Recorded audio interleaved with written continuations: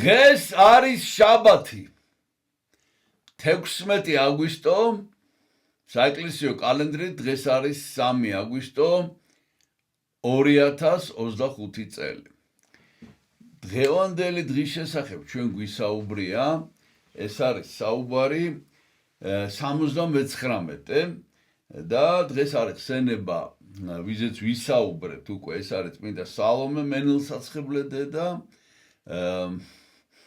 იოანე და იაკობ ზებედესების, ანუ ზებედეს მეუღლე იოანეს და იაკობის დედა და ასევე დღეს არის ხსენება წმინდათა ვერჩელელი წმინდანების, ლიკინიასი, ამპელიასი და ფლავიასი. ამათი წმინდა ნაწილები გაგვეჩნია და ამის შესახებ გვისაუბრია. მაგრამ ჩვენ არ გვისაუბრია, დღეს არის უმნიშვნელოვანესი დღე საქართველოს ისტორიაში და არ გვისაუბრია, მაშინ თავიდან ქართულ წმინდანებზე არ ვსაუბრობდი და პირველეს ყოვლისა ეს არის წმინდა რაჟდენი პირველმოწამე, რაჟდენ პირველმოწამის ხსენება არის, რომელიც წრომში ეწამა და რომლის წმინდა ნაწილები დღეს, რომლის სხეული დაბრძანებულია არის ნიქოში, ნიქოზის საკათედრო ტაძარში და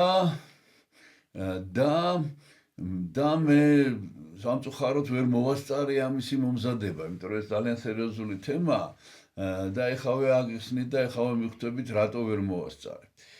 და ეს როგორც ჩანს ვალად დამრჩება და ალბათ შემდეგში, გაიცათ მაგალითად კვირას იქნება მათ ხსენება და იმედია რომ აუცილებლად მისი ხსენება წმინდა რაჟდენის და რაჟდენზე ვისაუბრებთ. დღეს კი მთლიანად ჩემი საუბარი მიეძღვნება მარაბდის ბრძოლას. მარაბდის 400 წლის თავია წელს. მიუხედავად იმისა, რომ მარაბდის ომი იყო, მარაბდის ბრძოლა იყო 1 ივლისს, აი დღეს 3 აგვისტოს არის ხსენება მარაბდის წმინდანების, ესენი არიან მარაბდის ომში წმენისა და სამშობლოსათვის თავგანწირულთა, ეს არის 9 ძმა ხერხეულიძე, დედა მათი და მათთანაც 9000-თა ქართველთა მხედართა და მხედართმთავართა 1625 წელს ქრისტესათვის და სამშობლოსათვის მოწყვეტილთა.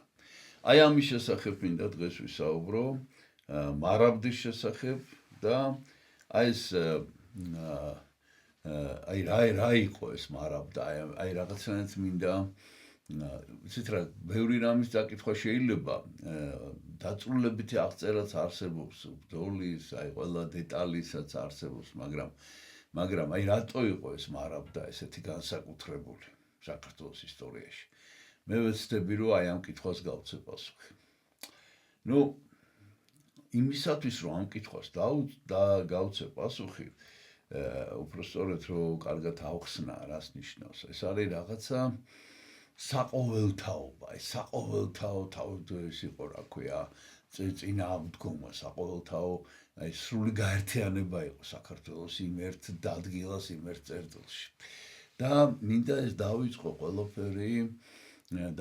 ყველაფერი, აი სწორედ რომ ვახსენეთ დღეს, რომ ვახსენეთ 9 ძმა ხერხეულიძე დედით და დით. ანუ ქალებით მინდა დავიწყო, ქალებით. და კიდევ არსებობს პირველ წყაროები, რა თქმა უნდა, ისტორიული აღწერილობები, მაგრამ არსებობს პოეტური შეფასებები მარაბდის და საერთოდ და აქ ალბათ აი ლამისთან ავტორი არის, ესე იგი, აი პირველ წყაროების ჩვენი სასიქადლო უდიდესი პოეტი ლადო ასათიანი, ამიტომ ლადო ასათიანის ლექსებს გამოვიყენებ. და აი ნახეთ როგორ შეფასებას აკეთებს. დავიწყოთ იმითი, რომ მე უკვე გადავალ, ესე იგი, ამ ტექსტებზე, ძველად თურმე, როცა მტრების უთვალავი ჯარები მოდიოდნენ, რომ გაეღოთ საქართველოს კარები, მამაკაცებს გვერდით ყავდათ ვით ფოლადის ფარები, და მტრებს მათთან ერთად სცემდნენ საქართველოს ქალები. ისე მტკიცე იყვნენ თურმევით მეტეხის კედელი. გმირი თამარ ვაშლოვნელი, თინა წავკისელი, მაია წყნეთელი და სხვა უამრავი, რომელთაგან ზოგი სახელი ვიცით. მე საქართველოს ქალებზე მაქვს ხალაპარაკი. ზოგი სახელი არც ვიცით. და მე მინდა ეს ქალები შევადარო ბიბლიურ ქალებს, ესენი არიან ქალები, რომლებიც ბიბლიაში სახელებით მოიხსენიებიან, ზოგჯერ არც უბრალოდ ბიბლიაში ნახსენები ქალები. ანუ ბიბლია ძირითადად ისეთი ისტორიაა, ეს ძველი აღთქმის პირველ რიგში და მე ახალი აღთქმისაც ავტო ისტორია, რომ ძირითადად იქ ისტორიული ამბებია და მაინც მამაკაცების ამბებია ძირითადად, აი მთავარი რაც არის, ხო, მამათავრების და წინასწარმეტყველების და რაღაც, მაგრამ ბიბლიაში მოხსენებული არიან ქალები, რომლებმაც ძალიან დიდი კვალი დატოვეს კაცობრიობის ისტორიაში და ამ ქალებს აქვთ ერთი საერთო სახელი, ქალები ესე ქვიათ. ქალები ებრაულად ეს სიტყვა ესე გამოიტყვის, ნაშიმ. ეს სიტყვა ნაშიმ ნიშნავს ბიბლიაში მოხსენებულ ქალებს. და ის საქართველოს ისტორიაშიც არის ეს სიტყვა ქალები. და სხვათა შორის ალბათ ერთ-ერთი უმთავრესი ქალბატონი, რომელიც აი ამ მოვლენებთან დაკავშირებით, რომ არ ვახსენოთ უბრალოდ წარმოუდგენელია, ეს მარაბდის ბრძოლა ხო 1625 წელია, მარტყოფის ბრძოლა, მარაბდის ბრძოლა, რაზეც ვლაპარაკობ, ერთი წლით ადრე, 1624 წელს, აი ამ შაჰ აბას პირველმა, ირანის შაჰმა შირვანში აწამა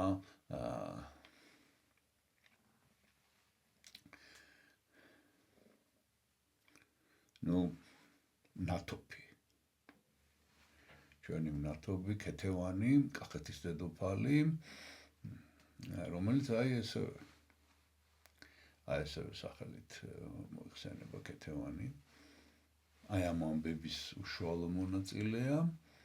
და ეხლა ამას ყოფილსად ვგიყვებით. ლადო ასათიანს კიდევ ერთი ლექსია აქვს, აი ეს უნდა წაგიკითხოთ ეხლა და აი აქ აკეთებს აი ამ რაღაცა საოცარ შეფასებას. კიდევ ერთი ლექსია აქვს, რომელიც ვერიკო ანჯაფარიძის მიმართ არის მიძღვნილი და ვითომ მისი გარეგნული სილამაზის მიმართ, მაგრამ სინამდვილეში ესე არ არის. რა თქმა უნდა, ლექსი ვერიკოზეა, მაგრამ რასაც ამბობს ამ ლექსში, ეს ეხება სწორედ აი ამ ქალებს. აი სწორედ ამ ქალებს, ვიზედაც ახლა მოგახსენებთ და ესე უწერია ესე იგი. სხვა რომ არ იყოს, ჩვენ ამ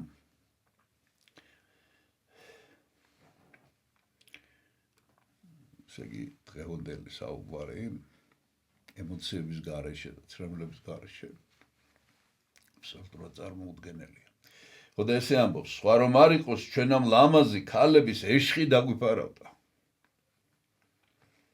თორემ მტრებს ისიც კი შეაშინებს, ერთხელ ხმამაღლა, რომ თქვათ, მარაბდა.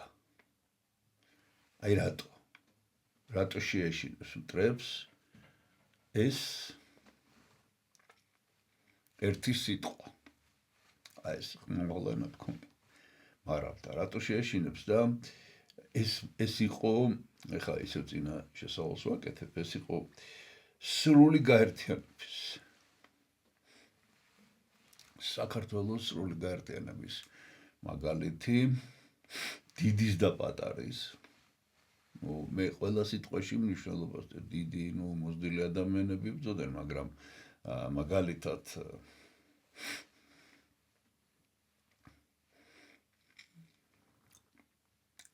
მაგალითად ამ 9 ძმა ხერხეულიძის და რომელიც ასევე იგივე ღვაწლი გაწია ნუ ეს ხერხეული ძეები განსაკუთრებულად ვახსენებთ, იმიტომ რომ ეს ცნობილი ამბავია, ხა კიდე წავიკითხავთ, მაგრამ ცნობილი ამბავია, ხო, ეს დროშა ეჭირათ, ეს დროშა მთელი ომის ისეთ ადგილზე იდგა მედროშე, რომ აი მთელი ამ ვებერთელა სივრცე, ხო, ვებერთელა ეს მარაბდის ველი და ყველა კუთხიდან ჩანდა და ეს დროშა უნდა ყოფილიყო. მაღლა და აი ამ ძმებს ეჭირათ ერთი რომ უკვდებოდა, მეორე ამოსტაცებდა და დედა მონაწილეობდა ამაში. და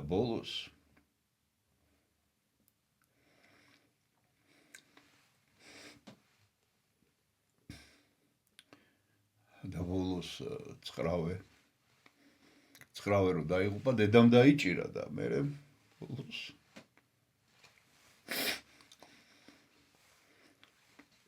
აი პატარა გოგოს ეჭირა ხელში.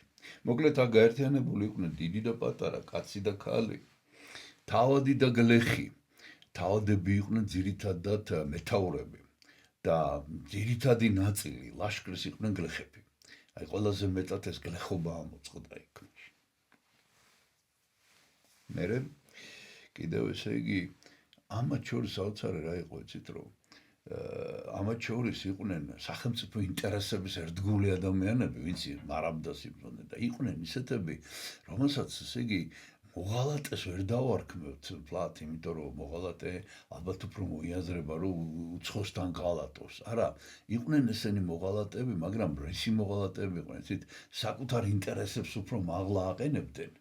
მე ხა აღარ ჩამოვთვლე ამას, იმიტომ რომ ეს ძალკე თემაა და ძალიან უსიამოვნო თემაა და ამას ახლა ცოტა აი როდესაც მარაბდაზე მოგიყვებით, მე კიდევ იყო რაღაც ომები აი ამას მოგახსენებს და იქ იყო ეს რაღაცა, ეს ღალატი, ოღონდ ღალატი როგორ იცით, აი როცა პირადი ინტერესი და შენი სამთავროს ინტერესი თუ რაღაცა და სახელმწიფო ინტერესი და შენ რო შენ თავს უფრო მაღლა აყენებ, აი ასეთი ტიპის მოვალდები, მაგრამ ესენიც კი აი მარაბდაში ყველანი გაერთიანდნენ. და რაღაცა აბსოლუტური თავგანწირვით იბრძოდნენ ესეც.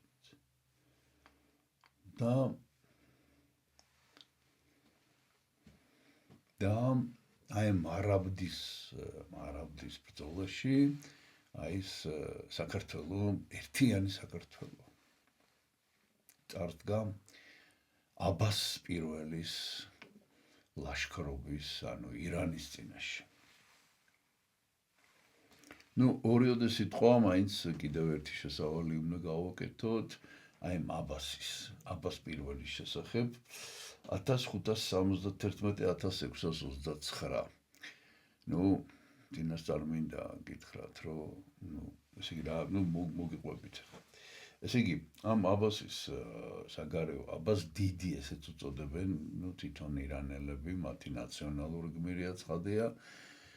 მაგრამ აი ჩვენი დაუძინებელი მტერი იყო და რატო იყო მტერი, ნახეთ, მის საგარეო პოლიტიკაში მნიშვნელოვანი ადგილი ეჭირა საქართველოს საკითხს და მას უნდოდა ამიერკავკასიაში სრული გაბატონება და აუცილებლად მიაჩნდა, ამიტომ ქართლ-კახეთის ქრისტიანული სამეფოების ესე იგი მაჰმადიანურად გამაჰმადიანება მოკლედ რა და გადაქცევა 1614, 1616 და 1617 წლებში ირანის ლაშქარი აბას პირველის მეთაურობით 4-ჯერ შემოესია ქართლ-კახეთს და აოხრა. და აი სწორედ როგორც მოგახსენეთ, შარშანი იყო 400 წელი ქეთევან დედოფლის მოწამეობრივი აღსასრულის 1624 წელს სარწმუნოების შეცვლის მოთხოვნით. არაფერი არ უნდოდა, რომ დედოფალს ქეთევანს სარწმუნოება შეეცვალა. აი მეც არაფერს არ ეთხოვდა და აი ესეც საოცარი სიმტკიცე გამოიჩინა დედოფალმა, აწამეს. და ესე იგი აწამეს 1624 წელს შირაზში, როგორც მოგახსენეთ. და 1625 წელს მაინც ამ ქართველები არაფრით არ ეგუებოდნენ ამას ყველაფერს და გამოაგზავნა ვებერთელა ლაშქარი ისა ხან ყორჩიბაშის სარდლობით და ესე იგი მარაბდის ველზე, აი რასაც ახლა ჩვენ ვლაპარაკობთ. თუმცა ამას კიდე წინ უძღოდა რაღაც. ამას წინ უძღობდა ესე იგი 1625 წელს ქართულთა აჯანყება იყო ფაქტიურად და ეს იყო მარტყოფის ბრძოლა. ესე იგი ეს როგორც მოგახსენეთ, მარაბდა იყო 1 ივლისს ბრძოლა და მარტყოფი რომელშიც რაღაც სასტიკი დამარცხება აგემეს შახის ლაშქარს, ნაწილს, ლაშქრის ნაწილს. ესე იგი ეს იყო მარტყოფში, ეს იყო გიორგი სააკაძის სახელთან არის ეს ძირითადად დაკავშირებული ხარება დღეს 25 მარტს. ესე იგი 25 მარტს ხარებას ქართველებმა იქ ყოფილი ლაშქარი სასტიკად გაანადგურეს და დიდი გამარჯვება მოიპოვეს, მაგრამ ცხადია რომ შახი ესე იგი ეს აბას პირველი ამას ესე არ დატოვებდა და მაშინვე დაიწყო ლაშქრის შეგროვება და ბოლოს გამოაგზავნეს ვეპერთელა ლაშქარი და აქ არის ძალიან საინტერესო ესე იგი ერთი ამბავი რაც უნდა გითხრათ ასევე ეს არის რომ ესე იგი ჯერ ერთი მარტყოფის ბრძოლის გამო და მარტყოფის აჯანყების გამო გიორგი სააკაძის სახელთან იყო ძალიან დაკავშირებული მე ხამ დეტალებს აღარ ჩავეძიებ იმიტომ რომ ეს კიდე ცალკე თემაა მარტყოფის ომი და გიორგი სააკაძის შვილი იყო მძევლად პაატა ეს ცნობილი ამბავია და თავი მოკვეთა ამას ესე იგი აი ქართველების საოცარმა წინააღმდეგობამ ჩაუშალა შახს ესე იგი მისი გეგმები და ეს ესე იგი მიუხედავად იმისა რომ ეს მარტყოფის კი არა ეს მარაბდის ომი ბრძოლა შაჰ-აბასმა მოიგო მიუხედავად ამისა მას ომი არ მოუგია ამითი ეს არის ძალიან მნიშვნელოვანი ხა ამაზე კიდე გადავალ და უფრო დაწვრილებით მოგიყვებით და ფაქტიურად შაჰ-აბას აი ეს თავისი გეგმები კავკასიაში გაბატონების ჩაეშალა აი სწორედ მიუხედავად მარაბდაში გამარჯვებისა გამარჯვება მათ მხარეზე იყო რა თქმა უნდა 20,000 და 60,000 ასეთი თანაფარდობა იყო ლაშქრის და მათ მხარეზე იყო. რა თუნდოდა კიდევ ახლა ეს არის ამშვენ ასე ძალიან რატო უნდა მაინდა-მაინც ამიერკავკასია, იმიტომ რომ მისი გაძლიერების, მისი რაღაც გეგმების დიდი ნაწილი იყო ევროპასთან, დასავლეთ ევროპის სახელმწიფოებთან გაცხოველებული ვაჭრობა. და შესაბამისად სახელმწიფოს გამდიდრება.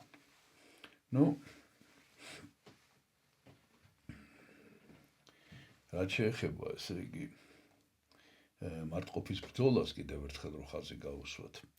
ესე იგი 30,000-იანი ლაშქარი იყო მარტყოფის ბრძოლაში, საკმაოდ დიდი და მხოლოდ 3,000-მა კაცმა უშველა თავს.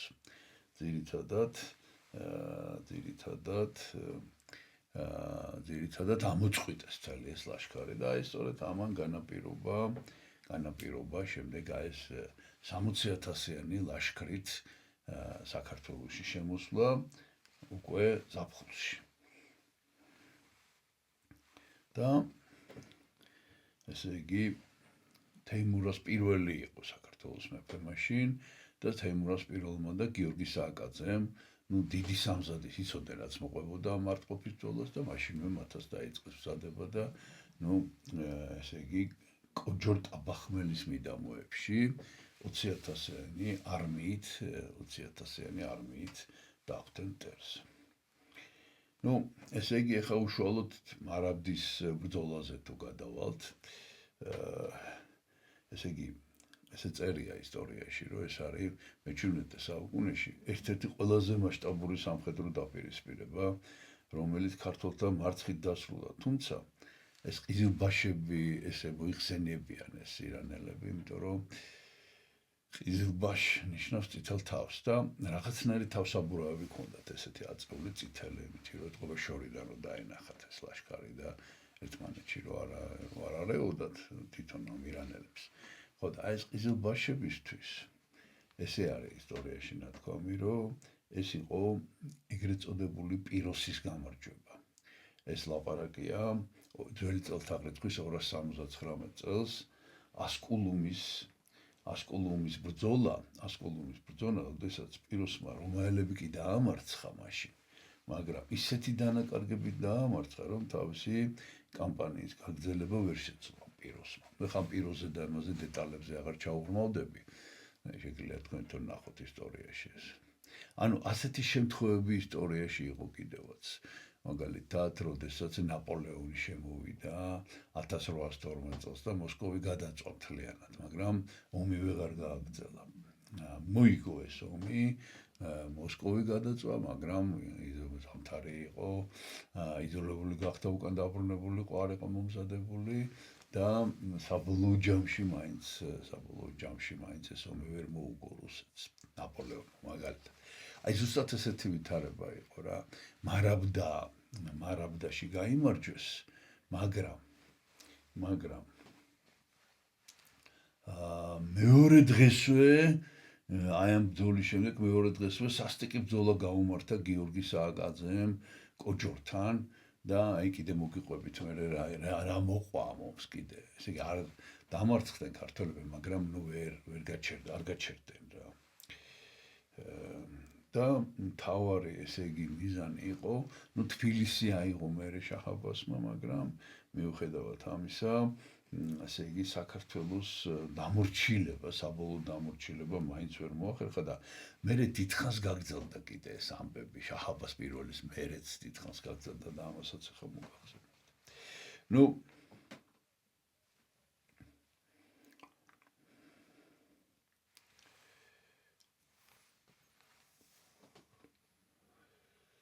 ხა რა იყო თავარი ამ ომში, ამ ბრძოლაში.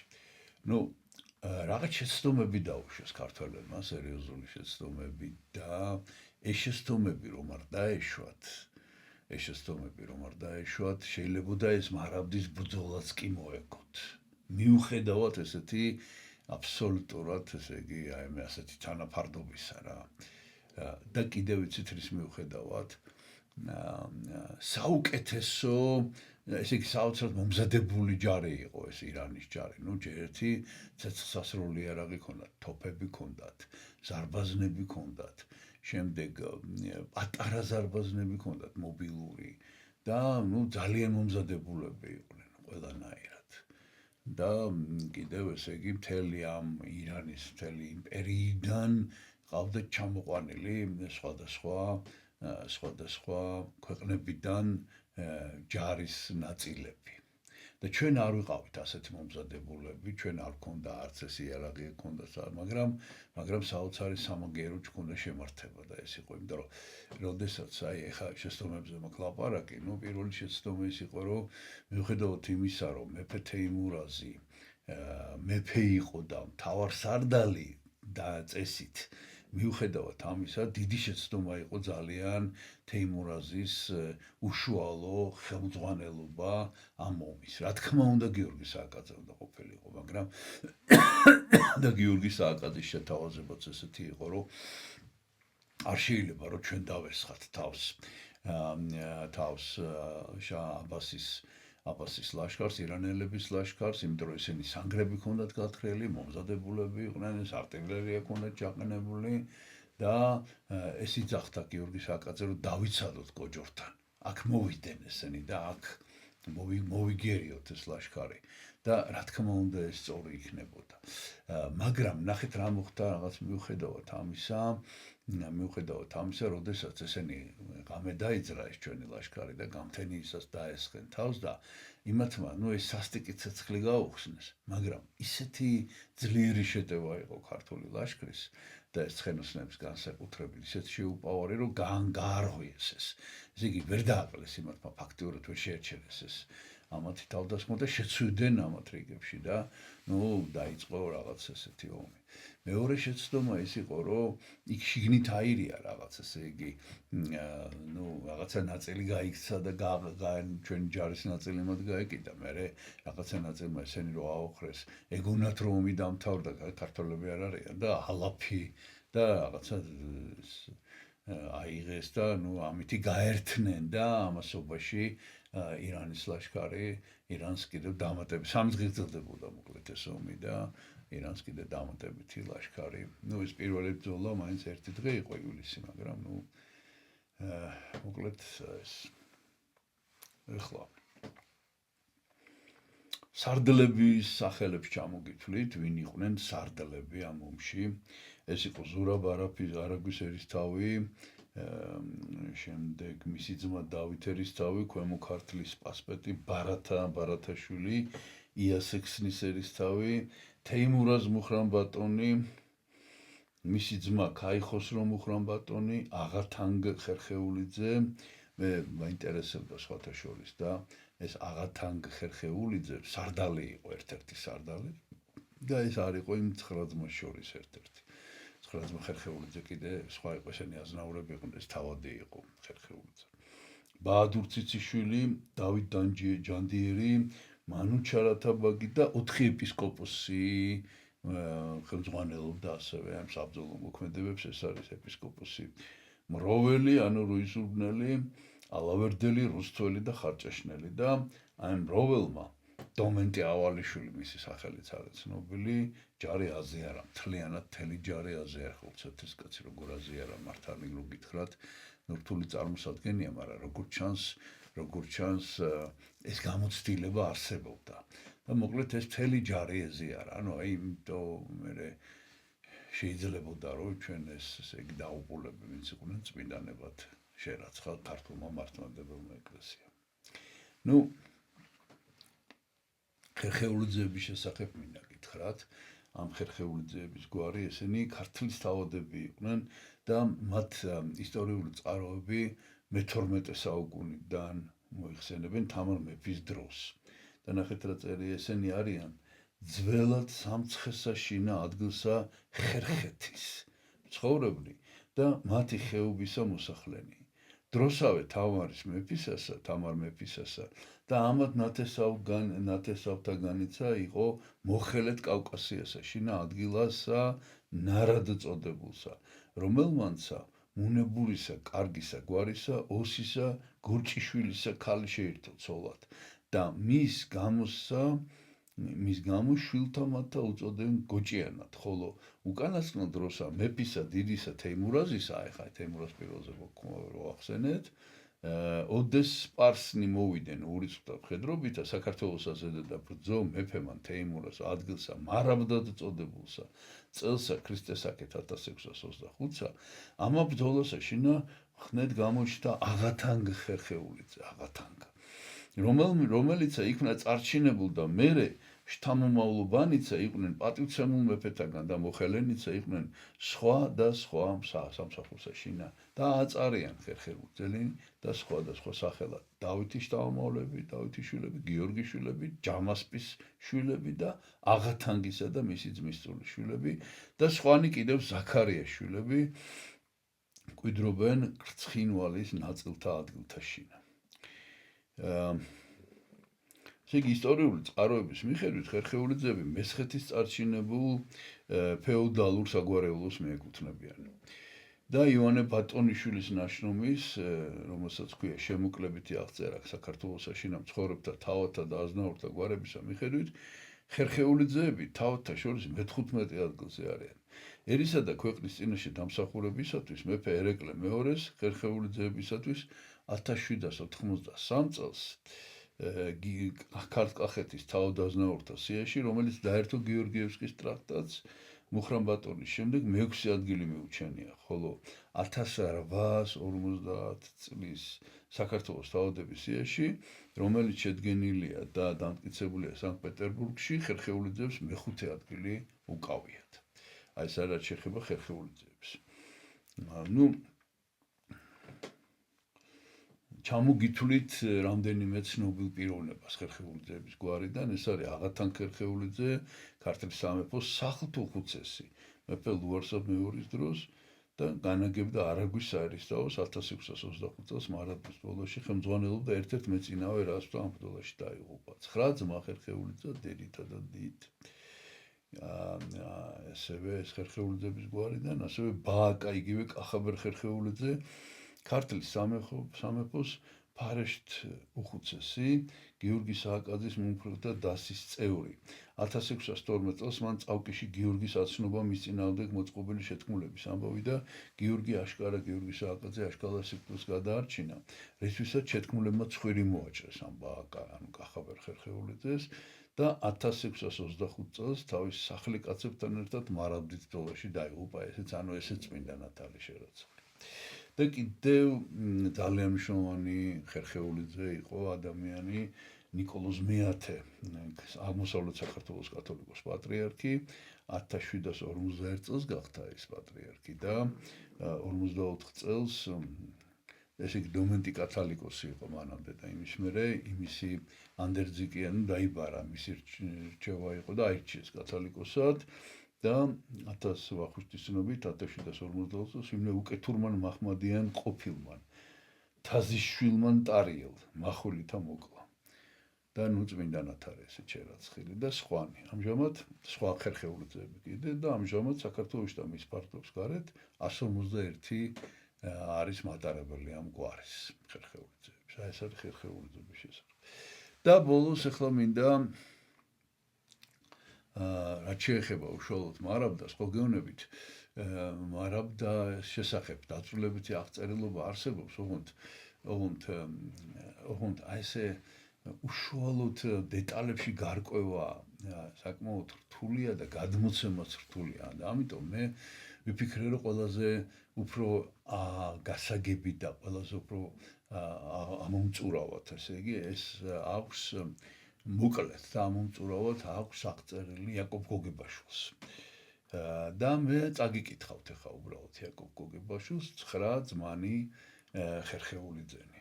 თბილისის სამხრეთით 40 ვერსის მანძილზე მდებარეობს მოზრდილის სოფელი მარაბდა. 300 წლის წინათ ამ სოფელში ცხოვრობდა მოხუცი აზნაური ხერხეულიძე, რომელიც გადასახლებული იყო ზემო ქართლიდან და რომელსაც 9 ვაჟი ჰყავდა. მამა 9 ვაჟისა იყო ერთგული მოყვარე თავის ქვეყნისა და მხურვალე მამულიშვილი. ცოლად მას ჰყავდა ყოლად ღირსეული ქართველი მანდილოსანი. ამის გამო 9 ძმანი ერთმანეთზე უკეთესი ვაჟკაცები და მამულიშვილები დადგენ. იმჟამად სპარსეთში მეფობდა შაჰი აბასი, მეტად აბეზარი მეომარი. მას ჰყავდა მრავალი ჯარი, გაწვრთნილი და გამოცდილი ლაშქრობაში. შაჰ აბასმა დაიპყრო ბევრი ქვეყანა და ბოლოს საქართველოში შემოიჭრა. ქართველთა ჯარი მას გადაეღობა გზაზე თბილისის მახლობლად, მარაბდის სამხრეთით, ატყდა საშინელი ბრძოლა. 3 დღის განმავლობაში სისხლი შეუწყვეტელ ნაკადულებად დიოდა, თუმცა სპარსელები 1000-მდე იყვნენ, მაგრამ მათ 3 დღის განმავლობაში ქართველს ჯარს ფეხი ვერ მოაცვლენიეს, რადგანაც ქართველი მეომარნი თავგანწირულად იბრძოდნენ სამშობლოს დაცვისათვის. მეწადრე საოცარ უშიშროებას და სამაგალითო ვაჟკაცობას და საარაკო თავდადებულობას იჩენდნენ 9 ძმანი ხერხეულიძენი, რომელნიც ერთად მხარდამხარ ებრძოდნენ მტერსა და მათ სპარსელების არაერთი ერიში უკუნაქციეს. არაერთხელ აქნეინეს ზურგი მტერსა, მაგრამ მეოთხე დღეს სპარსელებს ახალი ჯალი მოიშველა და დაღლილ დაქანცულმა ქართველთა ლაშქარმა ვეღარ შეაკავა. ამ საშინელი წამის დროს ძმანი ხერხეულიძენი არამც თუ არ შედრკენ, არამედ ლომებად გადაიქცნენ და უფრო მომეტებული თავის განწირვით იბრძოდნენ. მათ გადაწყვეტილი ჰქონდათ ან გაემარჯვათ,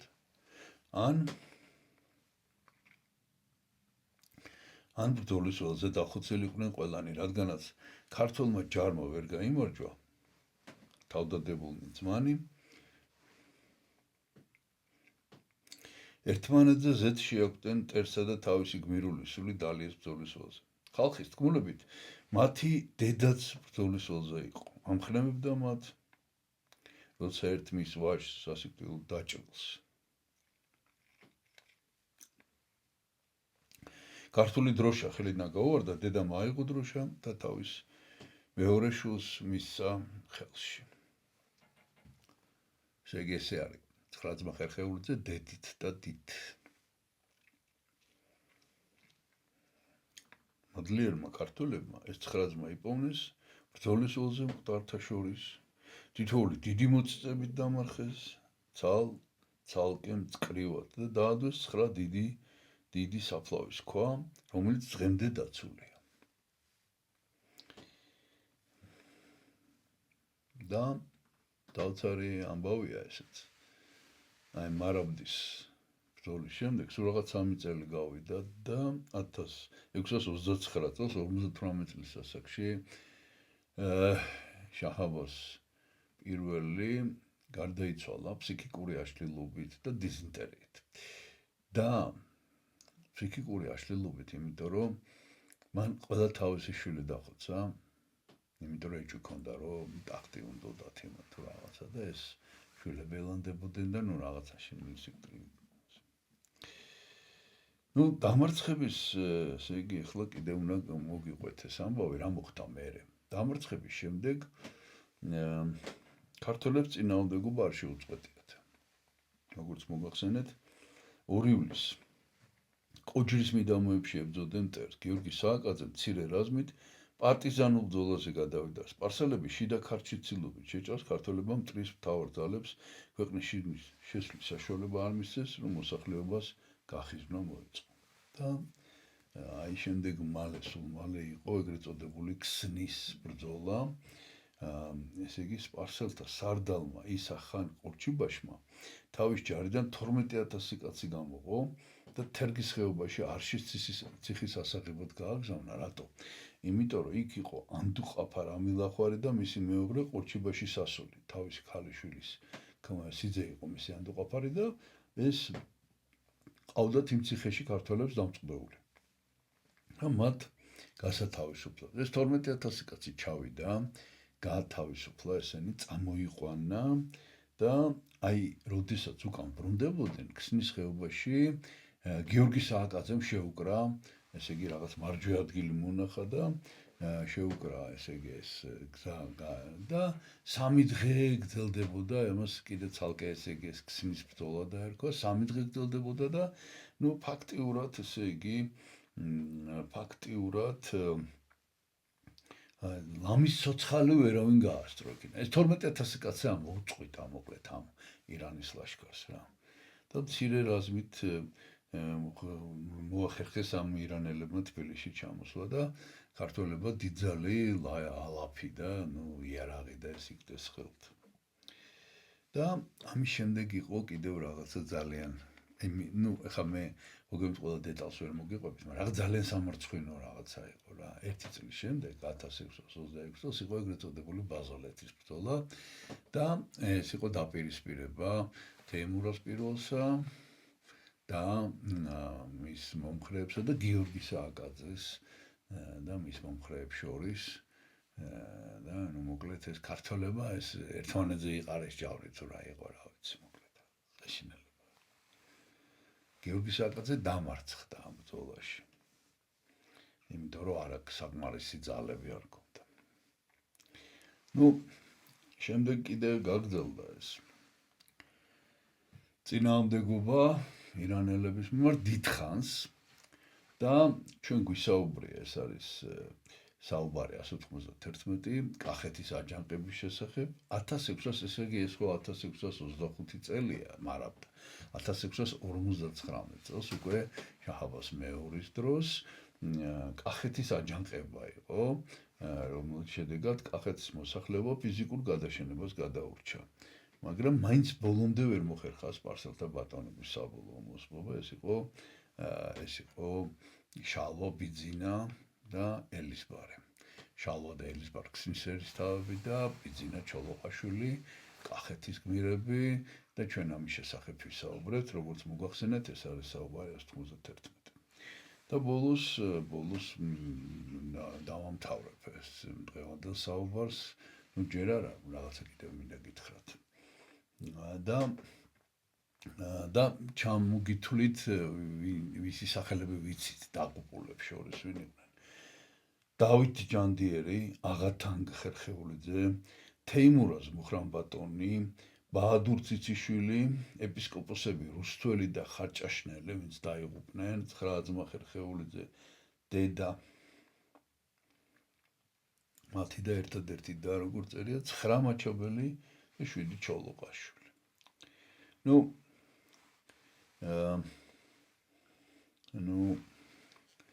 ესე იგი ძველი მარაბდა ესე ქვია სოფელს სადაც არის დღეს არის 9 ძმა ხერხეულიძის საფლავი. და მინდა გითხრათ, რომ მიტოვებულია ძალიან. მოვლილია, მაგრამ მაინც სრულებით მიტოვებულია და მე მგონია, რომ საოცრად მისტიკური ადგილია.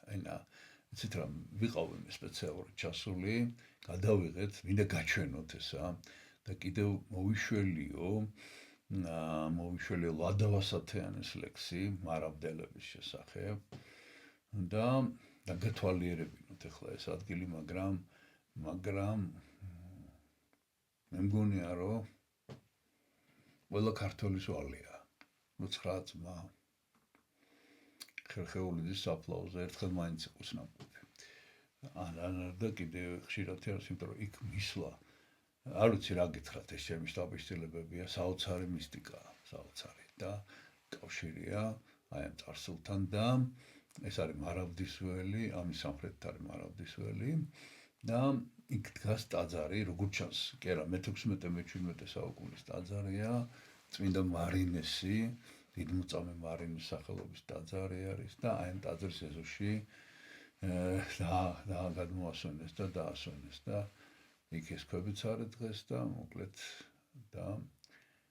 მოკლედ ესე იგი ახლა გაჩვენებთ იმას და შემდეგ ისევ დაგიბრუნდებით აქ. ეს გაფრენილი ფაფარი თუ მშობლიური ნისლია. ვისია 9 ბედაური, 9 დარახტული ვისია. საით წავიდნენ ვაჟები, რად მიატოვეს რაშები. რაშები თამაშა, ომებში ნათამაშები. მაინც ეს ერთი თეთრონი რა გულს აკლავად ჭიხვინებს. ბეჭაო, ვისაც ეძახი ვაირომ ვეღარ იხილე. იმისი სული მტრედივით, ცაში გაფრინდა ლაღადა. აღარ გყავს შენი პატრონი, ხერხეულიძე აღათანგ. ეს მშობლიური ქარია ჩვენი ალგეთის ველების თუ სუნთქვა ქარბუქიანი ფაფარაყრილი მერნების მერნებო ველურ ფლოქვებით მიწა ამაოდ დატყორეთ. ამაოდ გაფიცხებულ ხართ, ამაოდ უხმობთ პატრონებს, ფოლადის ბეგთარიანებს, ბნელში ამაოდ დაეძებთ. ისინი მამულისათვის მარაბდის ველზე დაეცნენ. ერთი მათგანი დაჭრილი, უბეში დროშას მალავდა, იწვა სისხლისგან დაცლილი. კურთხეულ იყოს მარაბდა. ეს აწეწილი ფაფარი თუ მშობლიური ნისლია. ვისია 9 ბედაური, 9 დარახტული ვისია. დაწყრიალებენ, დაძრწიან ქაფმორეული ლაშებით. მხედრებო, ასე უღმერთოთ, რად მიატოვეთ რაშები.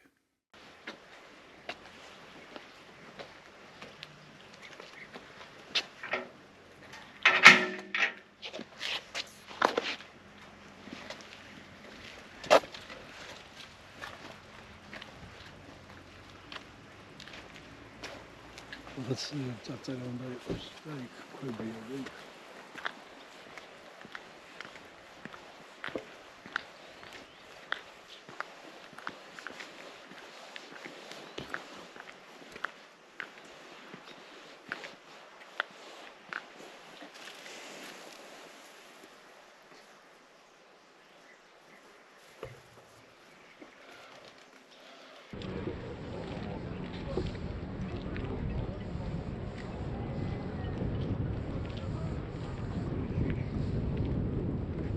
ნუ მე წამოვიღე ქვა საფლავიდან ქვა ტაძართან იდო ეს ქვა აი ეს ქვა მინდა გაჩვენოთ აი ეს და ეს ჩვენს სამლოცველოში დაიკავებს ასეთი ქვა არის დაიკავებს ადგილს იქ გავს რომ დამერწმუნებით გავს გარემოს